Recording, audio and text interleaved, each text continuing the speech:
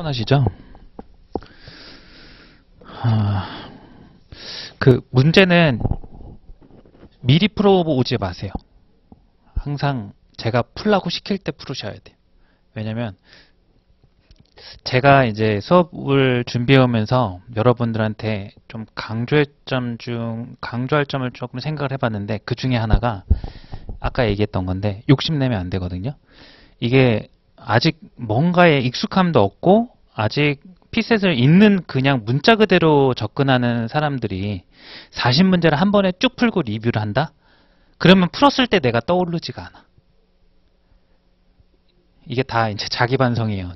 제가 그랬거든요. 일단은 이제 아예 40문제를 풀지 말라는 건 아니고요. 일반적으로 피셋 공부를 한다고 하면 무조건 40문제 시간 재고 풀고 리뷰하고 이거를 공부량 진입 시기 상관없이 똑같이 하더라고요. 근데 이걸 진입 초기에는 그렇게 하면 오히려 독이 될 것 같아. 이걸 좀 절차를 세분화해가지고 단계 끊어서 한 문제를 풀고 내가 어떻게 풀었지라는 생각이 생생할 때 그거를 자꾸 리뷰해보면서 비교해봐야 돼. 이건 혼자 공부하든 강의를 듣든 마찬가지야. 아시겠죠? 그래서 여러분들이 강의를 들으면서 제가 이번 주에 제일 강조할 점은 욕심을 내지 말고요. 그때 풀이를 시켰을 때 자기가 푸는 과정을 생생히 기억한 다음에 그걸 자꾸 교정을 해줘야 되는 거예요. 그 교정한 걸 습관화로 몰고 가야지 자꾸 시간에 쫓겨서 아직 뭔가 기본기가 안 잡혀 있는 상태에서 문제만 푼다 그러면 뭔가를 배워도 자꾸 그게 안 나와. 급하니까 그걸 잊어버리는 거예요. 그래서 실전에 가면 다 이제 힘들다 그러는 게 그런 이유예요. 열심히 공부했는데 실전에 가면 역시 난 나야 하고 풀어버리는 거죠. 열심히 이제 공부를 해서 이렇게 하지 말아야지, 이렇게 하지 말아야지 라고 했는데 설령 그런 생각은 했을지언정 실전 연습에서 그걸 고치려는 연습을 안 한 거예요. 왜? 40문제만 계속 풀다 보니까 안 되는 거죠. 그래서 웬만하면 문제를 풀어오지 마시고요. 현장에 와서 시간을 드릴 테니까 그때를 풀고 그 생생한 기억을 비교해가면서 제 설명을 들어주셨으면 좋겠어요. 자, 이어서 가볼게요. 자, 앞으로 돌아가 볼게요. 자, 그래서 이제 피셋 개관에 대한 얘기를 어느 정도 했고요. 거의 제한 시간 얘기를 조금 해볼 텐데, 첫 페이지에 보시면 거기에 이제 제한 시간 이렇게 나와 있죠. 이제 이 얘기를 조금 해볼게요. 제한 시간에 이제 특징 중에 이제 소가로 하나가 지식이 아닌 능력을 묻는 테스트다. 우린 지식을 학습할 게 아니라 능력을 체화해야 한다. 이런 의도에서 얘기를 적은 거고요. 두 번째는 물론 모든 시험에 제한 시간이라는 건 있지만 이 피셋이라는 시험은 어떻게 보면 좀 미운데 절대 다 풀지 못하게 시간을 줘요. 다른 시험은 그래도 평균적으로 다 풀 시간을 주잖아요. PSAT는 평균적으로 다 풀 시간을 안 줘요. 그럼 이게요, 합격컷 부근에 있는 학생들 기준으로 피셋 120문제를 다 푸는 학생은 없어요. 합격컷 부근으로요. 진짜 상위 한 몇 퍼센트 가야 나와요. 다 푸는 친구들.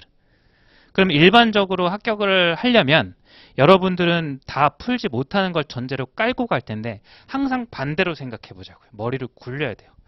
그럼 피셋이라는 걸 출제를 할 때요. 40문제 안에 누구나 쉽게 풀게끔 내면 출제가 실패한 거예요. 맞죠? 그럼 출제자는 당연히 어떤 의도를 가지고 있을까요? 다 못 풀게 낸다는 거예요. 이해돼요? 근데 누군가는 다 풀잖아요. 풀기는. 그 친구는 어떻게 풀까요? 방법이 있겠죠. 출제자는 이걸 다 못 풀게끔 정보를 넣어 놓는다는 거예요. 맞죠? 그랬을 때 이 시간을 똑같이 줬을 때 누군가는 빨리 풀 장치를 항상 넣어 놓는 것 같아요. 이거는 교수님한테 물어본 게 아니라서 확정은 못하지만 거의 저는 이제 속으로는 이제 거의 그런 것 같아요. 자신 있게 얘기를 못하겠네. 내가 된 건 아니니까요. 자, 그래서 이제 이 제한 시간 부분에서 이제 실수와 못 푸는 문제에서 이제 문제 유형화 넘어가서 성관 얘기 또 나오죠, 그죠? 아까 했던 얘기인데 이제 여기가 연결이 되거든요. 이 성관에 대한 얘기를 한번 해볼 거거든요. 자, 그럼 어떻게 누구는 빨리 푸고 누구는 시간이 더 걸리고 그럴까? 그게 단순히 방법의 문제가 아니라 출제자가 장치를 항상 숨겨놔요. 그 장치를 여러분들이 찾으셔야 돼요. 자, 페이지는 어디로 가시냐면 한번 쭉 넘기고 있어봐요. 13페이지 한번 가보시겠어요? 13페이지 한번 보세요. 13페이지에 문제 1번을 한번 풀어보세요. 이제 올해 첫 번째 문제예요. 첫 번째 문제.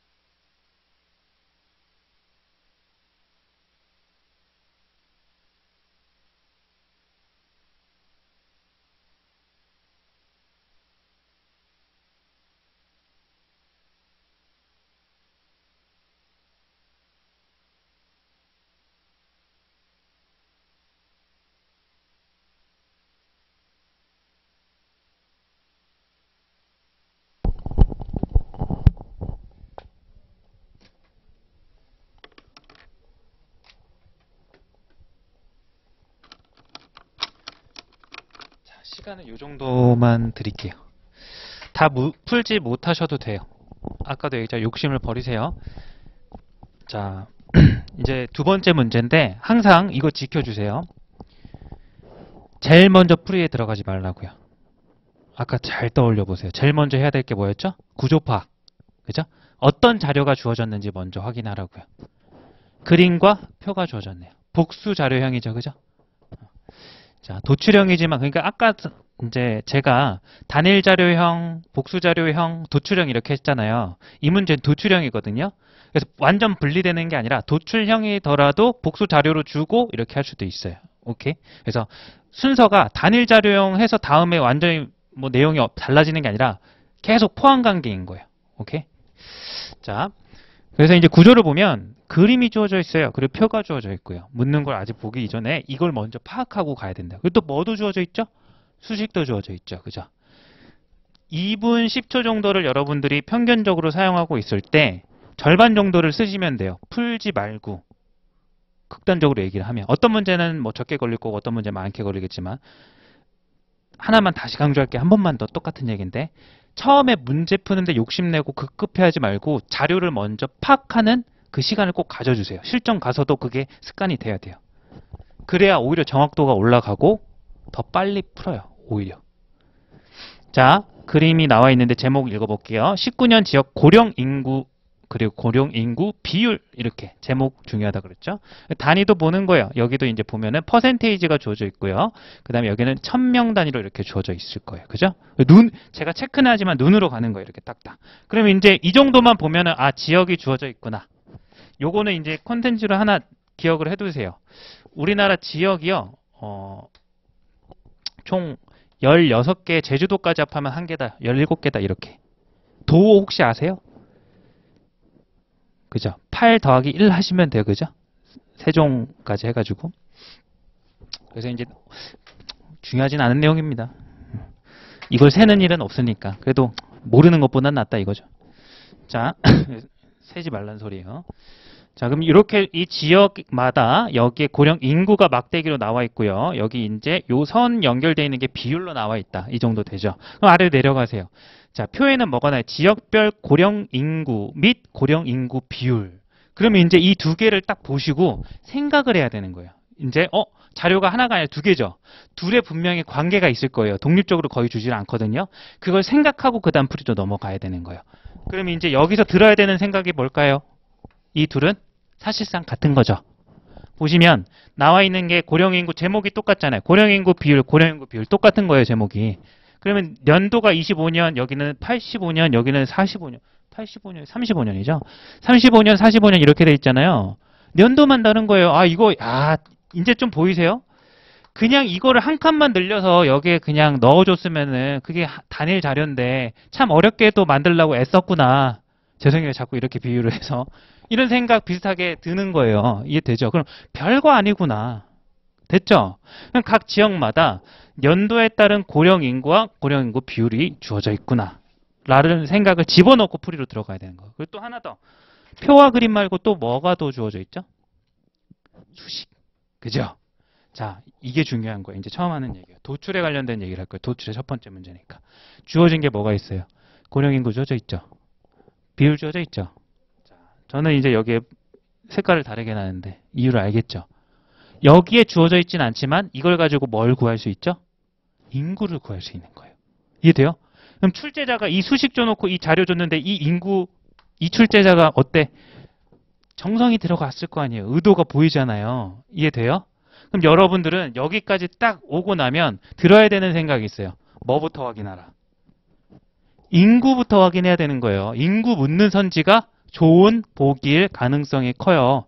출제자는 분명히 자기 의도에 맞춰서 먼저 확인하고 넘어간 애들을 좋은 보기로 넣어놓을 가능성이 커요. 발레가 없는 건 아니에요. 근데 따져보자고요. 좋은 선지가 보통 하나 있거든요. 기역, 니은, 디귿, 리을 중에. 없는 문제도 있어요. 좋은 보기가 있는 문제가 있다면, 하나가 있다면, 4개 중에 하나가 보기가 있다면 그냥 막무가내로 찍었을 때 내가 좋은 보기를 고를 확률이 얼마죠? 25%죠. 4분의 1이니까. 그죠? 근데 이 의도대로 따라가면 제가 세봤을 때 70%가 넘어요. 진짜 보수적으로 잡았을 때 한 80% 이상으로 저는 보고 있거든요. 왜냐하면 이거는 꼼수가 아니죠. 출제자의 의도를 제가 정확히 파악했다라고 저는 생각을 하는 거예요. 그리고 출제자도 그렇게 길 안내를 해놓은 거예요. 이해돼요? 그러면 이제 그런 생각을 가지고 보기를 봐달라 이거예요. 보이죠? 뭐가 더 중요한 선지 같아요? 그렇죠. 또 있죠. 죄송해요. 없네요. 리을이죠, 리을. 또 있는 줄 알았어요.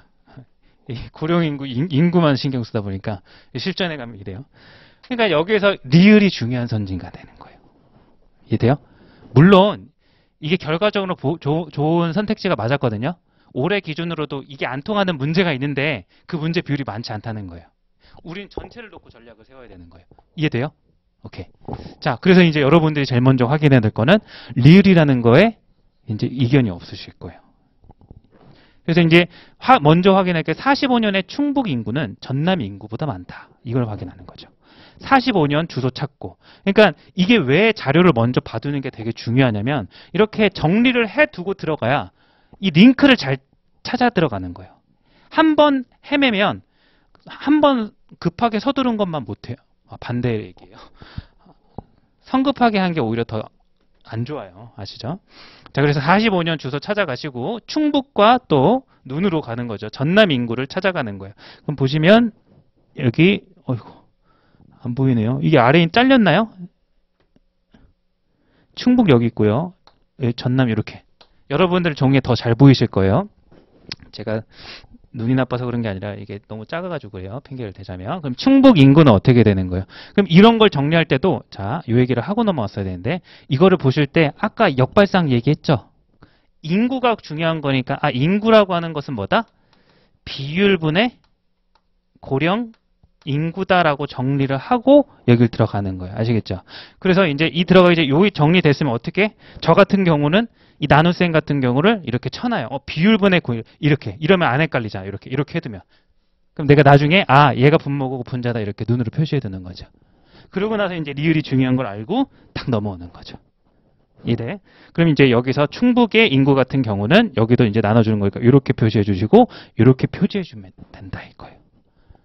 그럼 이제 리을이 맞는지 확인하려면 충북 인구라고 하는 거는 이제 쓰자면 39.1분의 646이 되는 거고 이제 리을 확인하고 있어요. 그 다음에 전남 인구 같은 경우는 45.3분의 740 이렇게 되는 거예요. 자, 이제 복습할 차례 왔죠? 그러니까 왜 제일 처음에 비율 판정을 먼저 했냐면 이제 앞으로 비율 판정은 기본 베이스인 거예요. 더하기 빼기 이런 거는. 자, 그럼 이제 저 같은 경우는 어떻게 한다고요? 여기에 차를 대강을 봐요. 한 100점 나잖아요. 여기 차를 한번 봐요. 여기는 얼마쯤 나죠? 0.9 더하면은 6.2 정도 나잖아요. 이건 눈으로도 대강 생각하면서 볼 수 있어요. 비율로 본다 이거죠. 비율로 이렇게. 그럼 얘가 한 40쯤 되는데 6점이면 한 몇 퍼센트 정도 되죠? 한 15% 정도 되죠? 넘죠? 너무 빨라요? 대강. 자, 이거 동의하세요?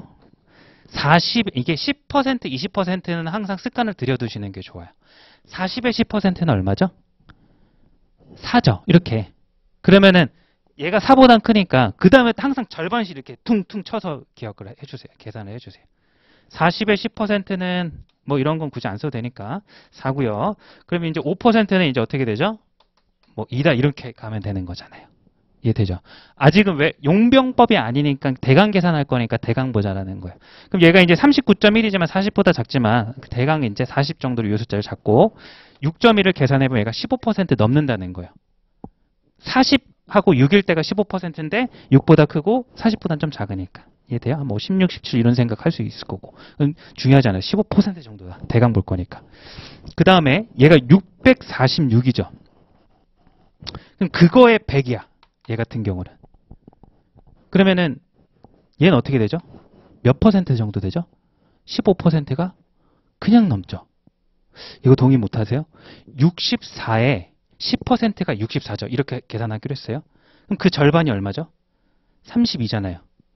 그럼 96밖에 안 돼요. 여기는 100이 어떻죠? 40 잘못 쓴 거 아니죠? 여기는 96이네요. 이럴 때는 이제 헷갈리니까 용병법으로 가시는 게 나아요. 오케이? 이제 그래서 여기 눈대중으로 안 될 것 같아. 딱 봐도 비슷하잖아, 그지? 그러면 이제 용병법으로 가볼게요. 그러면 이제 내가 비교할 거는 요 두 가지였지만 39.1분의 646하고 이제 비교할 거는 뭐가 되는 거죠? 여기서 요거를 빼주세요. 그러면 이제 계산해놨으니까 6.2 그리고 여기는 96 이렇게 가주면 되는 거죠. 94? 땡큐요. 94 이렇게. 자, 비교해 봅시다. 그럼 얘분의 얘를 갔을 때 얘 같은 경우는 대략 얼마가 되죠? 이 녀석이 자 15보다는 좀 더 크죠? 16보다 더 크죠? 왜냐면 40으로 일단 두세요. 40분의 640만 놓고 볼게요. 그게 이제 계산이 편리하니까 아까 얘기한 대로. 그럼 40분의 600이 15잖아요. 맞아요? 그럼 40 더했으니 640은 16%잖아요. 그죠? 근데 분모가 작고 분자가 6만큼 더 크니까 16%보다 더 큰 거예요. 되죠? 그럼 이 녀석은 대강 뭐 16.xx 뭐 이렇게 나오겠네요. 그죠? 그럼 얘 같은 경우는 어떻게 되죠? 6으로 잡았을 때가 16%가 안 되잖아요. 6으로 잡았을 때가 90이 딱 15%잖아요. 그죠? 그럼 16%가 되려면 96 돼야 되죠. 근데 얘가 더 크잖아요, 분모가. 그러니까 얘는 15. 얼마 되겠죠? 그죠? 이렇게. 그러니까 요 정도 나오면 조금 계산을 좀 해주셔야 될 것 같아요. 숫자가. 그래서 이제 용병법으로 가면은 좀 세밀하게 볼 수 있고, 아까 처음에 갔을 때는 이제 대강 완전히 차이가 확 나게 주면 이제 눈으로도 할 수 있는데, 이런 정도로 가면 이렇게 적어서 이제 확인해 주세요. 그리고 이제 꼭 이 정도는 있잖아요. 세밀한 계산 작업은 여러분들이 편한 대로 좀 하셔도 상관은 없어요. 그거를 여러분들이 이제 개인 질문할 시간을 드릴 거거든요. 이따가 이제 시간을 얘기해 줄 건데 그 시간에 저한테 질문하셔도 좋아요. 그럼 저도 이제 그거를 여러분들 입장에서 한번 생각해보고 저도 답을 한번 드려볼게요. 저라고 해서 완벽한 건 아니니까 무조건 저는 이제 제가 하는 방법을 제안을 해드리지만 항상 여러분들은 선택 취합을 하실 준비를 하면서 들어야 돼요. 자, 어찌됐든 종합을 해보면 이제 비율 판정을 해가지고 이 녀석이 이제 크니까 이건 어떤 선지가 된 거죠? 옳은 선지가 된 거예요. 그리고 이제 니을이 맞으니까 1번, 2번, 3번이 어떻게 됐어요? 틀렸죠. 이게 우연이 아니라는 거예요. 이게 좋은 선지가 나올 수밖에 없는 건 아마도 출제자의 의도를 내가 먼저 파악하고 들어갔기 때문일 거다라는 거예요. 아시겠죠? 그러면 이제 확인할 게 뭐예요? 이제 자 여기서도 또 할 얘기가 있어요. 그러면 이제 첫 페이지 잠깐만 이것도 하나 적어야 될 것 같은데 그 첫 페이지에 보시면 아까 우선순위하고 1, 2 이렇게 썼잖아요. 그쵸? 그러면 이제 그 아래다가 1 우선순위하고 뭐 출제자의 의도돼 있고 여기에는 뒤 이렇게 돼 있잖아요. 그죠? 여기다가 별표 이렇게 별 하나 치시고 변론인데 뭐라고 써야 되냐면 보기에서 있잖아요. 보기에서 두 번째 보기는 쉬운 것 또는 짝 이렇게 짝보기 이렇게 하나 써주세요. 자, 이제 다시 문제로 와보실래요? 방금 푼 문제가 13페이지.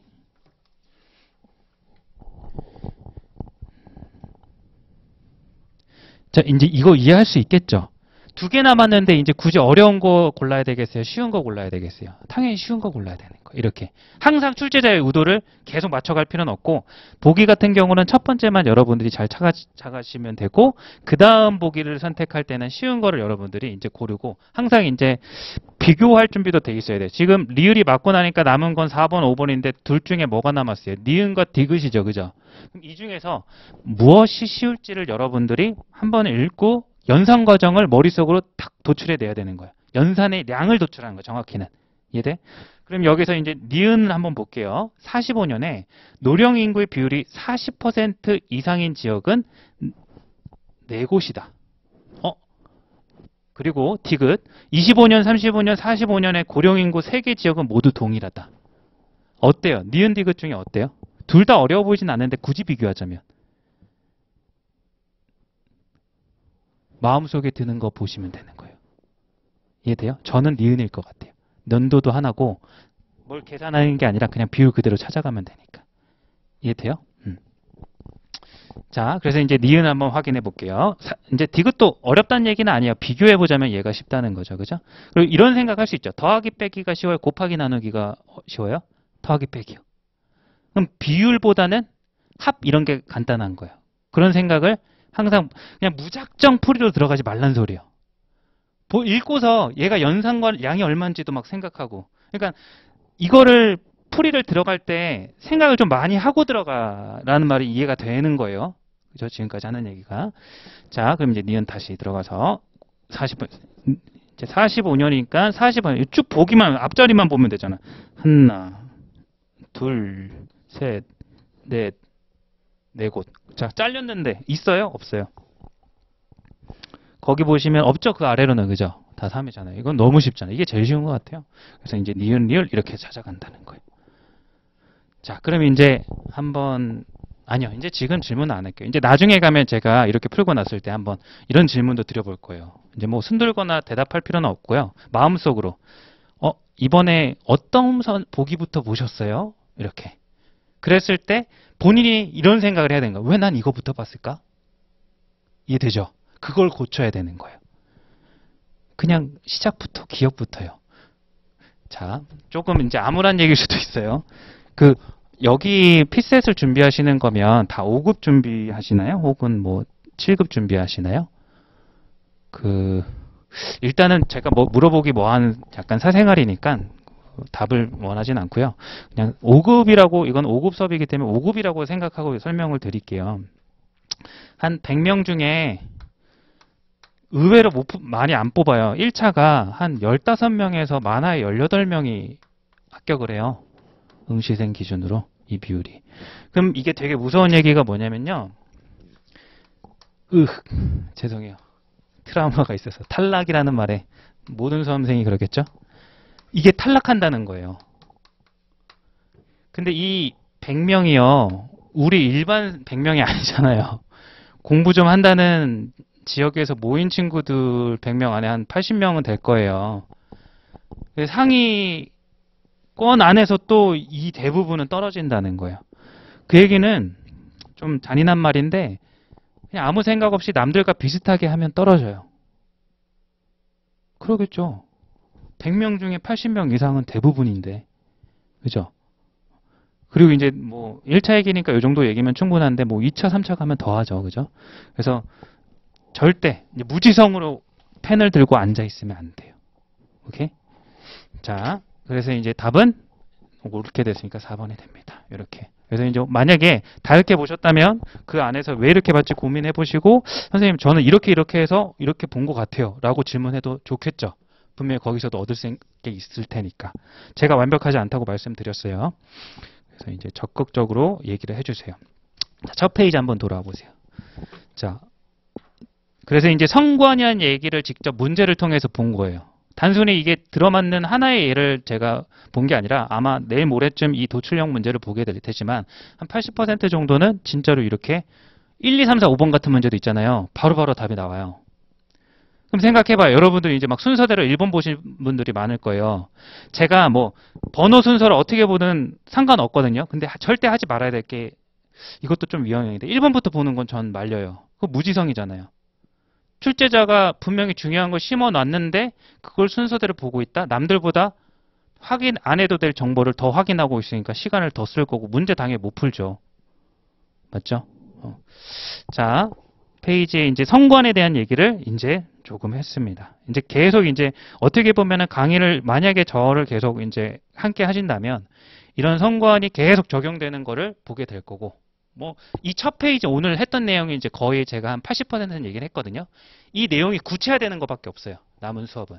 이해돼요? 그래서 아까 처음에 이제 오늘 수업만으로도 뭔가 효용이 조금 느껴지게끔 하는 의도를 좀 전달을 저 개인적으로 한 것 같아요. 반응을 보니까. 죄송해요. 자꾸. 자, 그래서 이제 성관에 대한 얘기는 했고요. 이제 그 위에 올라가서 제한 시간에 이런 것도 있죠. 실수. 이제 요 얘기를 한번 해볼게요. 여러분들이 실제 시험장에 가시면 무조건 실수를 하게 되어 있습니다. 실수를 안 하는 게 되게 특이한 케이스예요. 왜냐면 시간이 촉박하니까 자꾸 막 정보를 확인을 다 안 하고 제대로 안 하고 뭐 갔는데 뭐 더하기를 잘못한다든지 빼기를 잘못한다든지 그죠? 그러다 보니까 이제 여러분들이 이제 실수가 당연히 발생한다는 걸 인지를 하고 실수를 안 하게끔 마음을 먹으면 안 돼요. 메커니즘을 만들어야 돼요. 자, 메커니즘이라는 말은 자, 예를 들어볼게요. 이제 실수의 실수 관리에 대한 얘기를 조금 해볼 건데 여러분들이 이제 문제를 풀면서 이거는 이제 하려면은 조금 한 20문제, 40문제씩 쭉쭉 풀어봐야 돼요.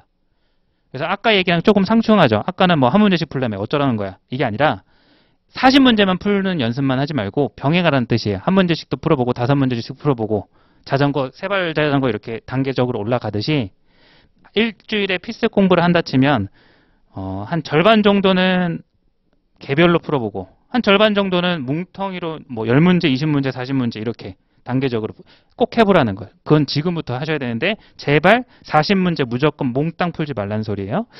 자, 어찌됐든 이거를 이제 20문제나 40문제를 쭉 풀어보시면 실수가 극명하게 드러나는데 그런 거를 관리해달라. 그래서 이제 제일 첫 번째 하고 싶은 얘기는 실수에서 대표적인 게 이거는 공통적이라서 다음 페이지 넘어가 보세요. 다음 페이지 오른쪽에 이제 3페이지. 거기에 이제 25번 문제 같은 경우가 특이한 케이스잖아요. 그래서 이건 상황, 자료, 언어 전부 다 해당되는 건데 발문에 옳지 않은 것 이렇게 돼 있죠. 그죠? 근데 이제 이거를 풀다 보면 어때요?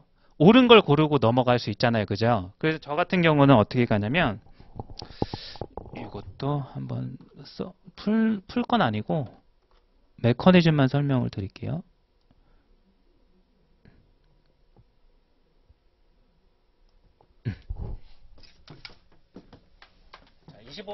25번 같은 문제가 여기에 이제 다른 발문과 다르게 옳지 않은 것 이렇게 돼 있으면 이런 것 같은 경우는 항상 기계적으로 내용을 이해하는 것과 별개로 이렇게 표시를 하는 거죠. 옳은 것은 저 같은 경우는 다 이렇게 거의 대부분 하더라고요. 요거는 그래서 옳지 않은 건 이렇게 가는 거예요.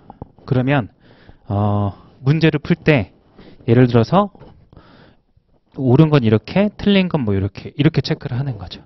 그죠? 여기도 문제에 따라서 하면 오히려 더 헷갈려요.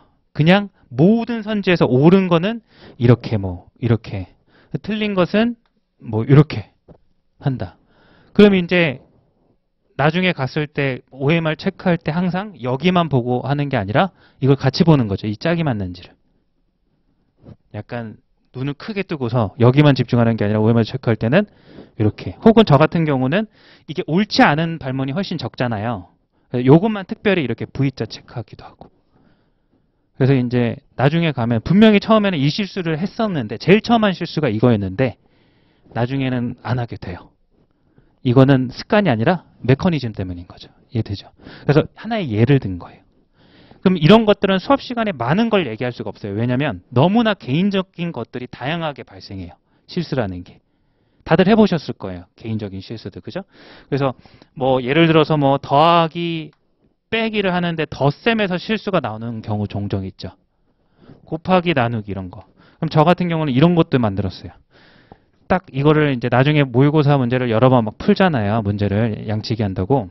그러면 더하기 빼기 실수 따로 세고 곱하기 나누기 실수를 따로 세봐요. 그랬는데 의외로 저 같은 경우는 어떤 게 나온 줄 실수가 전 여기서 더 많이 나오던데요. 그래도 왜 그럴까 생각해봤더니 암산으로 하더라고. 당연하지만 그죠? 얘는 어려우니까 저거 아까처럼 이제 헷갈리면 이제 용병법까지 가는 막 이런 메커니즘을 다 만들었으니까 실수할 일이 거의 없어요. 그죠? 그걸 적어서 하면. 근데 얘 같은 경우는 자꾸 눈으로만 더하기 빼기를 하니까 그렇더라고요. 그래서 이제 제가 그때 고안했던 거는 내 습관을 버리고 더하기 빼기 계산은 적자. 이렇게. 그런 거를 본인이 이제 만들어야 되는 거예요. 그래서 이거 같은 경우 지금 다 설명할 수가 없어요. 너무나 다양해. 그래서 나중에 여러분들이 이제 양치기를 하실 때 이것도 하나 적어두시면 좋을 것 같은데 첫 페이지로 가서 거기에 인식 속도하고 아까 양치기 이런 얘기 했잖아요. 그죠? 그래서 이제 양치기 부분 했을 때 제일 첫 번째로 하셔야 될 게 실수 관리예요. 실수만 덜해도 합격해요. 한 보통 평균적으로 120문제 풀면은 뭐 적은 사람은 한 두세 개 하는 편이고 많이 하면은 막 7, 8개 하거든요. 120문제니까 그 정도 비율도 많은 건 아니잖아요. 10%가 안 되는 거니까. 근데 생각해 보세요. 그 만약에 6문제를 하면 평균 점수가 5점이에요, 5점. 커트라인 아래 5점, 위로 5점에 수험생 절반 이상이 있어요. 엄청 크거든요. 그죠? 막 아까 막 성관 이런 거 안 적용해도 실수만 안 해도 컷에 가요. 근데 그런 사람이 어딨냐고. 줄이는 데 목적을 둬야지 완벽할 수는 없으니까. 하실 때 이 실수 관리를 여러분들이 항상 염두에 두셔야 돼요. 이거를 자꾸 자기 합리화를 하면 진짜 위험해요. 시험장에 가서 울 수밖에 없어요. 평소에 하는 실수를, 피셋은 특히나 실수를 가벼이 여기시면 안 돼요. 그래서 이제 이 실수 관리라는 거는 메커니즘, 원인을 항상 찾아내려고 하고 틀렸을 때는 그 다음에 메커니즘, 이게 너무 중요할 것 같아요. 그래서 여러분들이 한 120문제 중에 실수를 두세 개 하는 것 정도로만 목표로 잡고 문제를 많이 풀 때 관리를 한다면 충분히 성공적인 시간이 아닐까 싶어요. 이거는 이제 어떻게 해요? 수업 시간에 제가 막 얘기할 수는 없죠. 그죠? 뭐 피드백 정도야 해줄 수는 있겠지만 개인적으로 여러분들이 하셔야 되는 거예요. 자, 그래서 이제 이런 얘기를 했고요. 다시 첫 페이지 거기 이제 더 이어서 얘기를 한번 해볼게요. 제한 시간에 이제 실수가 있는데 실수 관리에서 이건 개인적인 거예요. 되게. 맞죠? 여러분들한테 몫을 넘기고요. 그 슬러시 하고서 이제 뭐가 돼 있죠? 함정 유도 문제가 있어요. 다른 과목과 달리 자료 해석에서는 함정을 하라고 파놓는 문제가 있어요. 그런 문제가 매년 한 2개, 3개 이렇게 나와요. 그래서 이제 그런 것들은 어때요? 정형화된 모양새가 있으니까 그런 것들은 이제 수업 시간에 같이 교류를 할 수 있는 거죠. 내용적으로. 그걸 한번 봅시다. 올해도 나왔거든요. 자, 여러분 이제 함정 얘기를 미리 힌트를 줬어요. 함정 빠지지 마세요. 줬어요. 자, 몇 번 문제냐면 거기 21페이지로 가시면 33번 있을 거예요.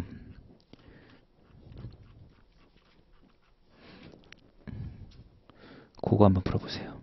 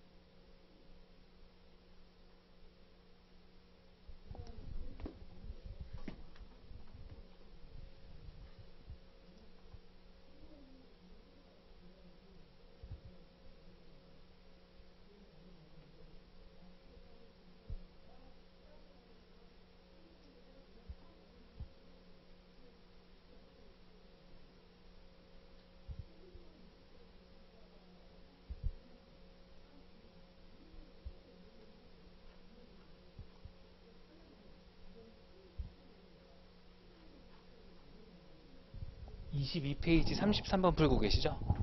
33.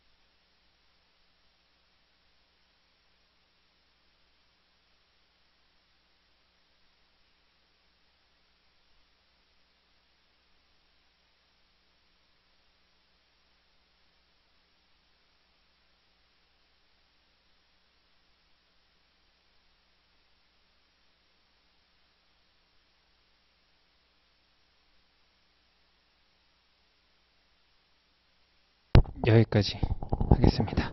다 못 푸셔도 좋아요. 그리고 이제 오늘 네 번째 문제인가요? 많이 안 풀었잖아요. 근데 제가 쉬운 문제 뭐 골라내서 이렇게 푸는 게 아니에요.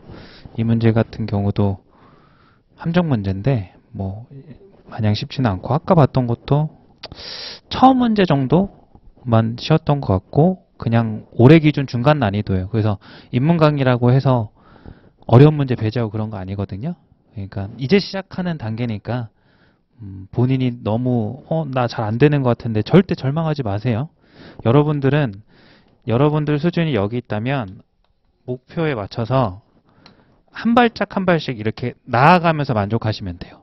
여기가 왜 난 아니지? 라고 하면 절대 이 시험 통과 못해요. 특히 끝까지 보신다면. 그리고 이제 해보니까 갈 길이 엄청 많아요. 진짜 뭐 필셈만이 아니라. 그래서 한 발짝 한 발짝씩 욕심내지 말고 아직 시간은 충분하고 많이 남았으니까. 자, 같이 한 문제 보도록 할게요. 이제 함정 문제인데 함정 문제 혹시 찾으셨어요? 무엇이 함정으로 되어 있을까? 이런 생각을 하면서 이제 이런 것들도 이제 만약에 인문 강의에서 몰아서는 이제 못하겠지만 나중에 가면 이제 함정 문제만 모아서 보다 보면 비슷한 유형들이 있겠죠. 그런 것도 있을 것 같고. 자, 문제 볼게요. 33번. 2020년 값시의 오염물질 배출원별 배출량에 대한 가율이다. 옳은 것을 골라. 이렇게 이제 실제 풀이처럼 이제 가보는 게 체크를 해보고. 그럼 이제 아까 구조를 먼저 파악한다 그랬죠. 표가 주어져 있네요. 표하고 그 다음에 각주, 수식 하나 있어요. 그죠? 이 두 개밖에 없으니까 물론 관련이 있을 테니까 그걸 알아내야 되겠죠. 표의 제목을 보자고. 오염물질 배출원별 배출량 현황 이렇게. 이제 톤이 있고 퍼센테이지가 나와 있죠. 여기 제목에는 배출량이라고 돼 있는데 표에 보니까 비율, 제목에 안 나오는 내용도 있으니까 그것도 다 체크하셔야 돼요. 그럼 이제 배출량, 배출 비중, 배출량, 배출 비중이구나. 이런 정도 확인하고 배출원 이렇게 쭉 있고 그 다음에 이제 개 이렇게 나와 있는 거죠. 그죠?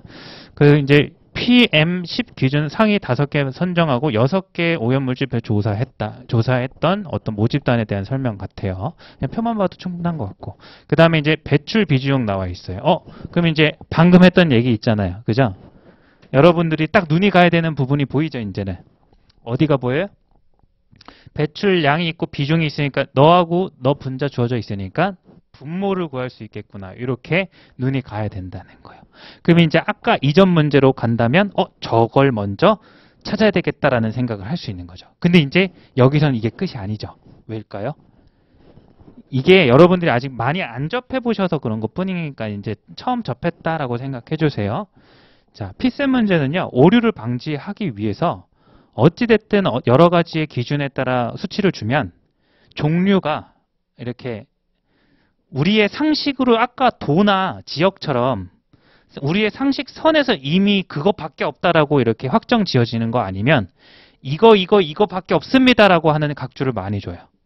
아마 풀어보셨던 분은 아마 접해보셨을 거예요. 그죠? 혹은 조금 어려운 문제는 그걸 안 주더라도 자료 안에서 그게 전체 다 주어진 걸 수밖에 없게끔 수치를 줘요. 무슨 얘기냐면 여기 문제에서 배출원을 이렇게 나열했잖아요.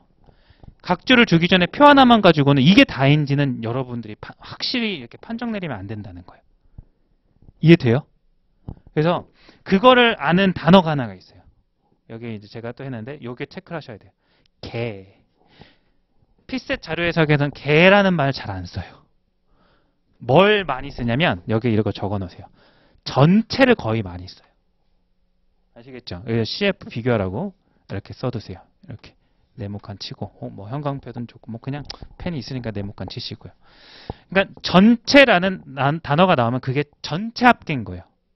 배출하면 전체를 얘기하는 거죠. 그죠? 근데 개라고 얘기한 건 뭐예요? 주어진 거 합한 것뿐인 거예요. 이해돼요? 그러면 이제 개라는 말과 여기 이제 나와 있잖아요. 여긴 전체잖아요. 그쵸? 이런 얘기를 하는 거예요. 만약에 이게 이 문제가 한 문장 문제가 아니었으면 여기 전체라고 줬을 거예요. 그럼 뭐 다른 거 있을까? 뭐 생각 안 해도 되는 거죠. 없어도 문제 푸는데 상관없을 거 아니에요. 그죠? 근데 여기에서는 이게 개라고 줬기 때문에 함정이 나와요. 오히려 예상하고 이걸 이제 만약에 우리가 익혔다. 유형 같은 걸로. 익혔다. 그럼 알고 들어가는 거죠. 올해 같은 경우도. 너 여기 이거 분명히 선지로 내려고 이렇게 또 함정 파놨구나. 이렇게. 출제자 머리 위에 있는 거죠. 이해돼요? 그럼 이제 이런 생각을 할 수 있는 거예요. 이 개라는 단어를 보고 아 여기 전체랑 비교해 봤을 때 이거 그러면은 선박, 화물차, 건설장비, 비산업, RV 잘 안 보이네요. 어찌됐든 영어떼기라고 할게요. 영어떼기 말고도 다른 것들이 더 있을 가능성이 있다는 소리네. 이렇게 되는 거죠. 그걸 체크하셔야 되는 거예요. 이해돼요? 그래서 개라는 걸 통해서 이게 이제 하나의 함정 부분인 거예요. 함정. 그래서 다른 배출 원의 존재를 여러분들이 파악했다면 이 문제는 되게 쉬운 거예요. 그러니까 급하다 보면 이런 생각 못하고 넘어가면은 틀리는 거죠. 그래서 이제 오늘은 아까 말했다시피 막 뭔가 단계 막 넘어가죠. 그죠? 하나씩 이렇게 얘기를 해주고 있는 거예요. 유형을 하나씩 건드리면서 그 얘기를 최대한 다 하고 싶은 또 제 욕심에 오늘 하루만으로 좀 강의를 완성을 좀 나름 해드리고 싶어서 그런 거예요. 자, 그럼 이제 여기에 이 문제 출제자의 의도는요. 아까 이거 하나 꼽은 거랑 이거랑 꼽았는데 당연히 함정이 우선이에요. 함정은 잘 안 등장해요. 등장하면 걔가 무조건 1순위예요. 아시겠죠? 자, 그럼 이제 함정 가지고 만들 수 있는 선지를 한번 상상해 보세요. 여기는 지금 배출량, 배출 비중이 있고 그 다음에 이제 이걸 아까처럼 또 고친다고 했어요. 자, 이거를 또 고쳐보자. 머릿속으로. 전체 배출량. 그리고 이제 실전 가면 다 쓰진 않죠. 그래서 여러분들이 전땡 배 이렇게 쓰셔도 돼요. 안 쓰셔도 뭐 나중에 자신 있으시면 그건 알아서 하시고 일단은 축약해서 쓸게요. 전체 배출량이라고 하는 것은 어떻게 되는 거죠? 비중분의 배출량 이렇게 정도만 이렇게 머릿속에 담아가든 써놓고 가든 아시겠죠? 그럼 이제 비중분의 량이니까 여기도 아까 얘기를 하면 요렇게 B금 정도 쳐놓으면 이제 보기 확인할 때 조금 편하다는 거죠. 오케이? 자, 그러고 났을 때 이제 전체 배출량은 구할 수 있을 것 같고요. 그 다음에 이제 함정 같은 경우는 여러분이 이제 생각해봐요. 이게 말고 다른 존재성이 나온다면 무엇을 함정으로 만들 수 있을까라는 생각을 하면서 한번 쭉 보세요.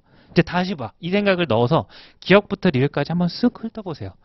어디가 함정 관련된 걸까?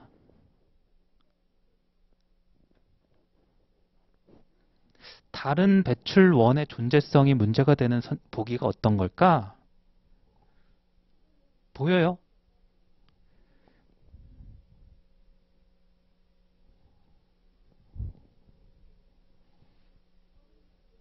보였어요? 찾았어요? 순위죠, 순위. 디귿. 다른 게 있는지 없는지 수치가 어떤지도 모르는데 어떻게 순위를 확정하고 있겠어? 아직 여러분들이 안 접해봐서 모르는 것 뿐이에요. 이해되죠? 충분히 상식적으로 되잖아요. 그죠? 그러니까 이 함정에 관련된 게 디귿이구나를 알아채면 또 디귿 먼저 보는 거예요. 이제 이거 이제 처음이니까 조금 자세히 볼게요.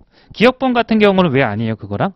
화물차, 건설차 배출원을 딱 집어줬잖아요, 두 개를. 다른 거는 끼어들 틈이 없죠. 상관없을 것 같고. 니은 같은 경우는 기준 PM 2.5 기준 배출량 상위 5개 배출원의 비중 합은 90이다. 니은도 관련이 있겠네요. 상위 5개라고 했으니까, 그죠? 그래서 이제 니은 디귿 정도가 우리가 우선순위예요.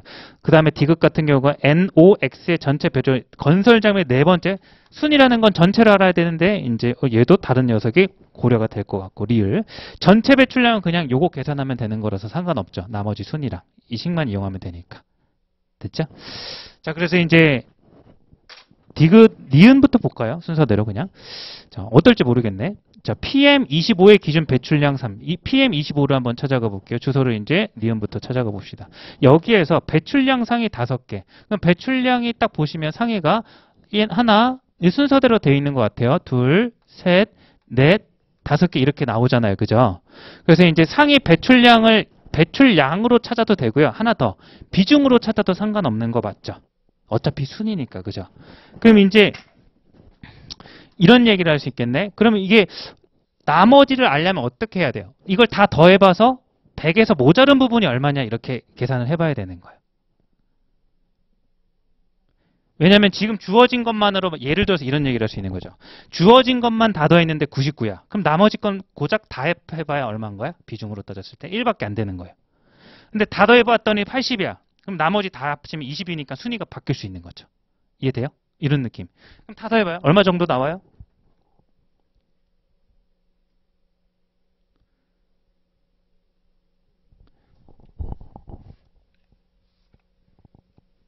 다 더해봤어요? 90 넘죠? 근데 저는 왜, 자, 아까랑 다르게 저 계산 안 했죠? 이거 시켜봤어요. 이제 처음이니까 제가 약간, 설마, 아니죠? 제 거였네요. 자, 왜 계산을 안 했냐면, 조금 어려운 얘기일 수 있어요. 계산 안 하고 확인하는 거예요. 자, 생각을 한 번 더 해볼게요. 다시 이를 읽어봅시다. PM25의 기준 배출량 상위 5개의 배출원의 배출 비중의 합은 90%이다. 이상이다. 자, 지금 저 표에 나타나 있는 5개 있잖아요. 저거는 1, 2, 3, 4, 5등이라고 할 수는 없죠. 왜죠?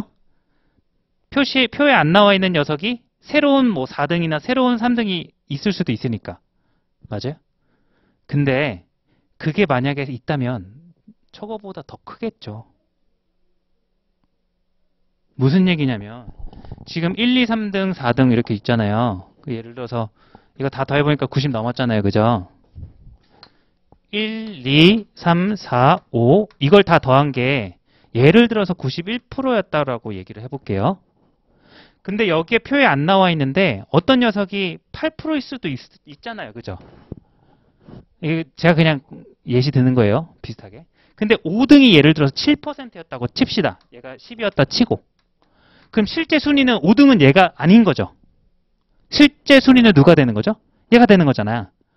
그러면 이거 다 더한 거보다 비중이 어떻게 돼요? 커진다는 거예요. 커진다는 거. 실제 1등부터 5등까지를 더한 건 우리가 표에 나와 있는 1부터 5등까지를 다 더한 91%보다 얘가 빠지고 얘가 들어가게 되면 1%가 더 증가한다는 거예요. 이해돼요? 그러니까 이제 여러분들이 이제 지금은 바로 이런 생각을 하는 건 좀 무리일 수 있는데 이제 엿보는 거예요. 오늘 저를 통해서 이런 거를 확인할 때 생각은 어떻게 흘러가야 되는 거냐면 표의 상위 5개 비중 합이 90보다 어떻다? 크거나 같냐 묻는 거랑 똑같다라는 거예요. 이해할 수 있어요? 어때요? 이거 좀 어려워요? 어때요? 잘 모르겠어요? 아까 방금 예제 든 건 이해했어요? 그러니까 이런 거예요. 지금 순위를 매겨보면 1, 2, 3, 4, 5라는 순위가 있잖아요. 그리고 요 1, 2, 3, 4, 5는 사실 이 표에서의 순위지 이 전체 배출원의 순위는 모르잖아요. 그럼 이거를 지금 나와 있는 것만 다 더했을 때 이것 좀 알려주세요. 얼마 나와요? 91.7% 나오잖아요. 그죠? 그럼 이 91.7%가 만약에 상위 5개의 합의 비중이다 하면 틀린 건데 상위 합이 91.7%라면 틀린 거죠. 다른 배출원이 있을 수도 있으니까. 그죠? 근데 다른 배출원이 예를 들어서 여기 안 나와 있지만 뭐 A라는 배출원이 있어서 얘가 한 뭐 7%다 이렇게 하게 되면 순위가 바뀌죠. 누가 되죠? 실제로 1, 2, 3 되고 얘가 4가 아니라 얘가 5등이 되고 얘가 4등이 되는 거잖아요. 그럼 결과적으로 얘 5등이 빠지고 얘가 들어가는 거잖아요. 이해돼요? 그럼 91.7에서 3.8이 빠지고 더 큰 7%가 들어가니까 이거보다 더 커진다는 거예요. 이해돼요? 다르게 얘기하면 상위 5개 배출원 입장에서 보면 표의 상위 5개는 이 녀석의 최소값인 거예요. 그냥 최소값 얘기 안 할게요. 더 작은 값인 거예요. 그래서 얘가 크면 그냥 얘도 큰 거예요. 이해돼요?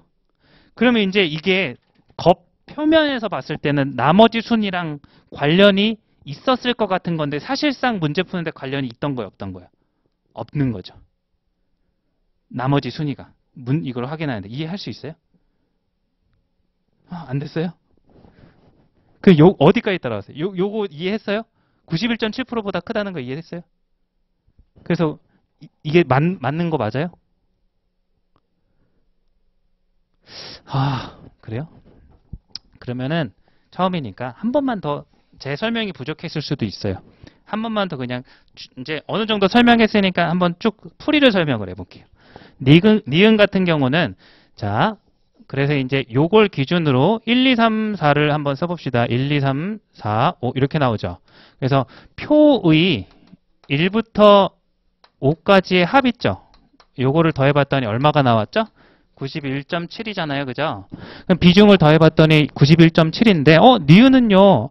표의 상위 5개가 아니라 전체 기준으로 봤을 때 상위 5개의 합의를 물어봤잖아요. 그죠?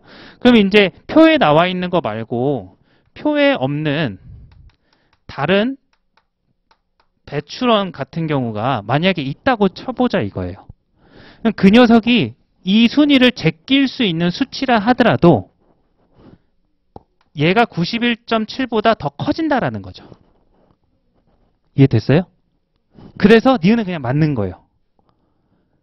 그러니까 확인하는 데는 필요 없는 거고 이 문제를 이해하는 데는 필요했던 거예요. 이해돼요? 꽤나 이제 까다로운 거예요. 정확히 설명을 하면 니은 같은 경우가. 그래서 이제 이 녀석이 맞다 이거죠. 이렇게. 그래서 이제 니은 같은 경우가 좋은 복인가 한번 확인해 볼게요. 좋은 복은 아니죠. 3개 들어갔으니까. 그죠? 니은 안 들어간 게 제거되는 게 2번밖에 없죠. 그죠? 그리고 이제 여기서 이런 얘기도 하나 해야 돼요. 가끔 이렇게 보다가 뭐 이걸 못 보고 하면 어쩔 수 없는데 가능하면은 4개 들어간 거는 피해야 돼요. 제일 처음에 했던 얘기인데. 그죠? 그래서 이제 이거는 뭔가 관련이 있고 순서상 조금 인위적으로 안 보이고 싶어서 먼저 확인을 했지만 사실 먼저 확인하면 안 되는 선지 중에 하나긴 해요. 아시겠죠? 그러다 보니까 이제 아까 이게 피셋이라는 문제를 풀 때 여러분들이 무지성을 쭉 보시잖아요. 그러면 안 될 이유도 되게 많죠. 이것도 잘 봐야 되고 이것도 잘 봐야 되고 이렇게 잘 보고 난 뒤에 들어가야 되는 거예요. 왜냐하면 안 그러면 남들보다 훨씬 헤매게 돼버려요. 자 어찌됐든 니은을 확인했지만 니은은 봐서는 안 된 선지다. 이렇게 결론을 내렸어요. 맞는 선지지만. 그래서 이제 보진 맙시다.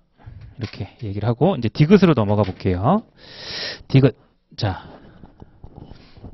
비슷한 얘기입니다. 디귿 읽어보시면 NOx의 전체 배출 원 중에 건설 장비는 4번째로 큰 배출 비중을 차지한다. 또 비슷한 얘기죠.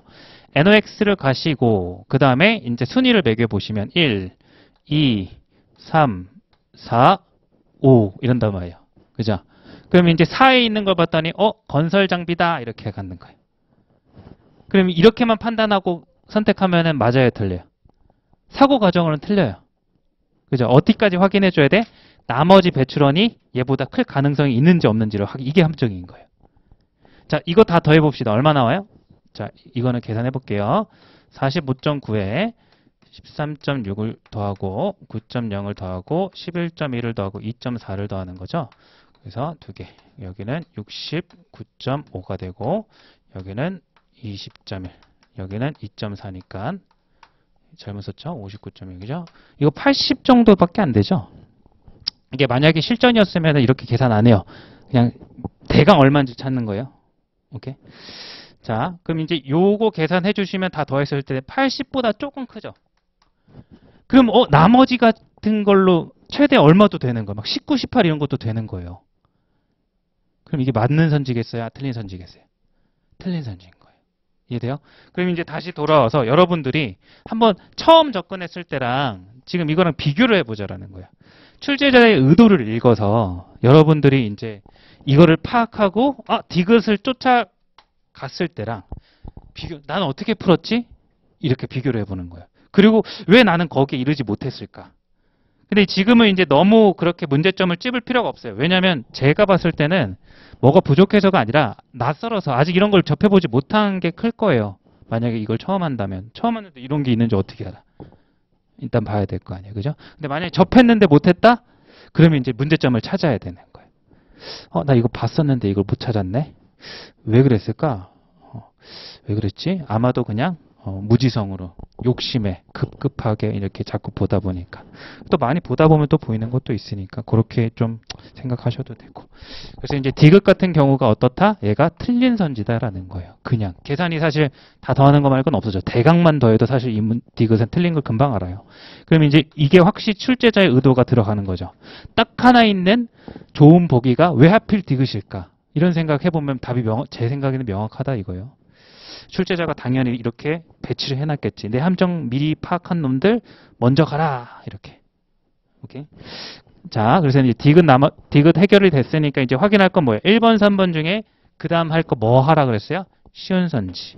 그럼 이제 1번, 3번 비교해 보시면 남아있는 게 니은은 무조건 확인할 필요 없이 맞는 거고 기억과 리을 중에 여러분들이 쉬운 거 찾으시면 되는 거예요. 이게 의도라고 해서 꼭 이거를 이제 두 번째 고를 필요가 없는 거예요. 일반적으로 기억이 있는 게 쉽죠. 그래서 기억 골라도 상관없어요. 그리고 확인하고 갈게요. 오염물질 이렇게 배출량의 합은 화물차가 건설장. 이건 되게 쉽단 말이에요. 합이 플러스만 하면 되고 전체를 하는 것도 아니고 딱 두 개만 비교하면 되니까. 그죠? 그래서 확인해 볼게요. CO, NO, SO, VOC 배출량의 합. 그 다음에 찾아가야 될 주소가 화물차랑 건설 장비죠. 이렇게 이렇게. 그럼 동그라미만 쳐주시면 이렇게 이렇게 이렇게 이렇게 이렇게 이렇게 이렇게. 그럼 요것도 하나의 이제 팁이 있는데 이거를 확인하실 때 이걸 다 더하는 게 아니라 합이 중요한 게 아니에요. 항상 부분으로 비교해요. 각각의 오차 정도만 생각해 주시면 돼요. 그래서 자, 숫자가 잘 안 보여서요. 처음에 800단위고 여기는 200단위니까 얘가 위에 게 600 정도가 크죠. 그럼 뒤에 게 그거를 극복하는지 안 하는지만 여러분들이 확인을 해주시면 되는 거예요.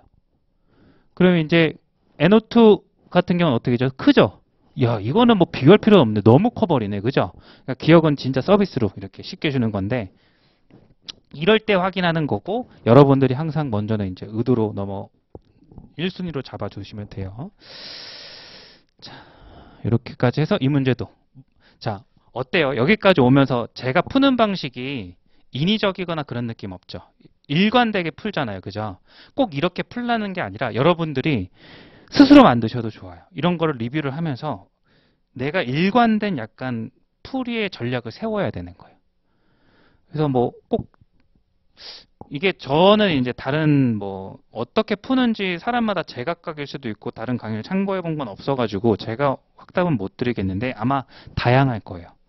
그래서 여러분들이 다양한 걸 만약에 접하실 거나 앞으로 접할 예정이라면 그런 것들을 배웠을 때 무조건 따라가지 말고 한번 다 시도를 해봐야 돼. 시간을 두고서. 그래서 거기서 제일 잘 맞는 게 자기 거야. 결국 A, B, C. 자, 왜냐면 자꾸 매몰될까봐 그래요. 여러분들이 A, B, C라는 어떤 길이 있어요. 근데 이것들은 나는 이걸 쓰고 또 누군가는 이걸 쓰고 또 누군가는 이걸 쓰는데 사람마다 이거를 쓰는 숙련도라든지 어떤 적성이 달라서 이걸 쓰는데 난 10초 걸리는데 누군가는 아무리 연습해도 뭐 15초 걸리는 거야. 그렇게 다를 수가 있기 때문에 무조건 자기가 해봐야 되는 거예요. 듣고 아 저렇게 빨라 보인다. 당연히 제가 지금 풀었으니까 빨라 보이는 거죠. 본인이 해보고 그게 딱 자기께 맞다라는 확신이 들어야 되는 거예요. 무작정 수용하지 마세요. 이 얘기하는 거예요. 자, 해서 함정 얘기도 됐죠. 자, 그럼 이제 첫 페이지로 또 돌아와 보세요.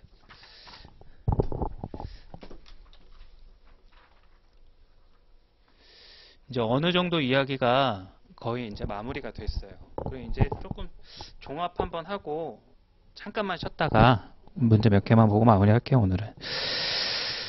자, 그러면 이제 거기에서 이제 남은 얘기가 뭐냐면 결국 이제 시간 때문에 쫓겨서 실수를 한다는 개인적인 실수를 한다는 걸 여러분들이 이제 체크리스트를 만들어서 이거를 메커니즘을 만들어야 된다는 얘기를 했고 그것뿐만이 아니라 매년 한두 문제 정도 평균 한두 문제 정도 많으면 세 문제까지 나오는데 함정 문제가 있다 자료에 그런 것들은 어떻게 해야 되겠죠?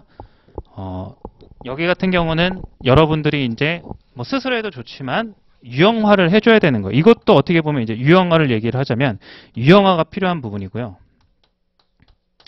자, 그 다음에 어떻게 보면은 아까 자료 해석 이 부분도 어떻게 된 거죠? 이건 적을 필요 없어요. 유형화가 필요한 거예요. 공부를 할 때. 그죠? 나중에 가서 이게 익숙해지면은 이런 필요 없지만 처음에 들어갈 때는 이게 익숙하지 않으면 알아채기가 어렵잖아요. 그래서 이제 이런 것도 유형해야 되고 그 다음에 이제 어떤 문제를 풀다 보면은 그 문제가 쓰이는 아이디어가 계속 반복될 때가 있어요. 매년. 그런 문제가 있어요. 몇 개의 주제가. 그런 것도 문제 유형화가 같이 들어가야 돼요. 그러다 보면 이제 자 조금 정리를 하고 요거 관련된 거 볼게요. 자, 여기서부터가 중요한 거죠. 이제 자료 해석 능력 같은 경우도 유형화 필요하고 여러분들이 이제 나중에 수업을 듣고 양치기를 하셔야 되는 거고 그 다음에 이제 연역적 사고는 도출과 관련된 거예요. 그리고 이 연역적 사고가 왜 중요하냐면 도출에 관련된 문제가 많은데 되게 많은데 절반이 넘는데 연역적 사고를 사용해서 도출해내는 문제 같은 경우는 거의 출제자의 의도가 숨어 있기 때문에 이게 이렇게 넘어간다 이거예요. 풀이 단계에서는 이 선관을 이렇게 넘어가는 거고요. 이해되시겠죠? 그죠? 그래서 자, 여러분들이 확인과 제일 처음 했던 도출 얘기를 기억하고 계실 거예요. 결국 확인을 잘하려면 기본 문제죠. 어떻게 보면 자료만 많이 주고 그죠? 이런 것만 익숙해지면 이 문제들은 할만해질 거예요. 자료가 당연히 이제 뭐 표 나오는 거나 그림 나오는 거나 그래프 나오는 게 유형이 딱 빠삭하게 되고 나면 금방 돼요, 그거는. 되고 나면 이런 문제들은 확인이 되겠죠. 그럼 이제 여러분들의 점수를 가르는 데가 어디야? 여기야, 여기. 연역적 사고를 이용해서 도출하는 문제. 그럼 이제 오늘 도출하는 문제를 사실 두 개를 봤는데 쉬운 문제를 봤어요. 그래서 이제 조금 이 문제 유형화와 관련돼 가지고 조금 어려운 문제, 이 올해 기준에서 어려운 문제를 한번 잠깐 볼게요. 페이지를 어디 가시냐면 20페이지에 27번 한번 가보시겠어요? 아, 좀만 쉬었다 하기로 했죠. 10분만 쉬었다가 문제 좀 풀게요. 10분만 쉬어봅시다.